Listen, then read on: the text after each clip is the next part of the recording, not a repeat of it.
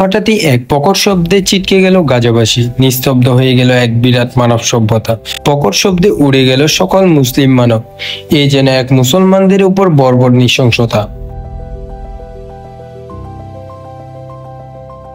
কেন ফিলিস্তিন ও ইসরায়েলের মাঝে যুদ্ধ শুরু হলো? কেন ইসরায়েল ফিলিস্তিনকে মানবশূন্য করে দিতে উঠে পড়ে লেগেছে? কি দোষ ছিল এই ফিলিস্তিনবাসীর? আর কেনই বা মানবতা বিরোধী এমন নৃশংসতার শিকার হলেন ফিলিস্তিন? শুধু আল আকসার জন্য কি এমন যুদ্ধ, নাকি এর পিছনে রয়েছে মুসলমানদের ধ্বংসের বিরাট এক বড় ষড়যন্ত্র? সবকিছুর উত্তর জানতে পারবেন আজকের এই ভিডিওটিতে। আসসালামু আলাইকুম, welcome back to my YouTube channel. বর্তমান বিশ্বে মানবতা বিরোধী যে নৃশংসতার শিকার হচ্ছেন ফিলিস্তিনবাসী, তা আজ দীর্ঘ কয়েক বছর যাবৎ চলে আসছে। এই জন্য থামছেই না। সিনেমায় দেখানো ক্যারেক্টারের মতো বোমার আঘাতে উড়িয়ে যাচ্ছে মানব। দীর্ঘ কয়েক বছরে বর্বর হামলার পরে কিছুতেই থামছে না ইসরায়েল ও ফিলিস্তিনি যুদ্ধ। শত যুদ্ধবিরতির পরেও মানবতা বিরোধী হামলা চালিয়ে যাচ্ছে ইসরায়েল সেনাবাহিনী।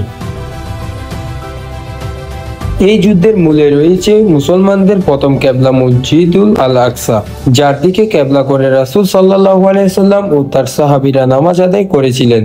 ফিলিস্তিনবাসীদের সাথে জড়িয়ে আছে ইসলামের ইতিহাসে গুরুত্বপূর্ণ ঘটনা প্রবাহ। ইসলামে আগমনের আগে ফিলিস্তিন ভূখণ্ডে বসবাস করতেন তৎকালীন সময়ের আসমানি ধর্মের অনুসারীরা।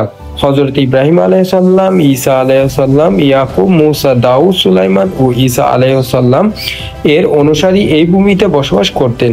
কিন্তু ইসরায়েল ফিলিস্তিনের আল আকসা ভূমিটা দাবি করে তাদের অধীনে। তারা এই ভূমিতে ইহুদিদের আস্তানা বানিয়ে মুসলিম সভ্যতাকে বিলীন করে দিতে উঠে পড়ে লেগেছে।